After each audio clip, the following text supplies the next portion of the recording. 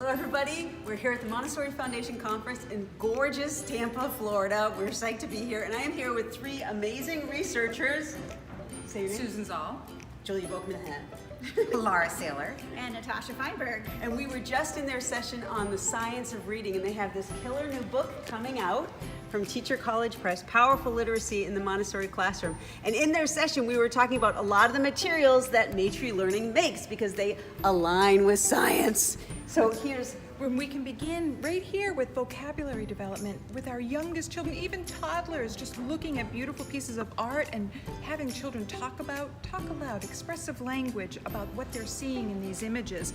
And then as children are ready, we can begin to label who's the painter and what is the name of this particular piece. So there's great ways of extending this work to build not just vocabulary, but also background knowledge. And then when we get into letter sound knowledge, we're going to use both phonograms and the traditional alphabet letters. We're not saving these for later. You do them right away, because then children will be ready to write their own words and work with the phonograms later. And these phonogram cards are so awesome. We know with the science of reading that words are orthographically mapped in your brain, and you need to have that repeated exposure to different graphemes here, and that's exactly what these cards do. and then we have this wonderful phonogram dictionary, which I have fallen in love with and is an amazing resource for every Montessori classroom. So if a child gets to the letter IGH, they can look up real quickly and find out that it makes the I sound. So amazing.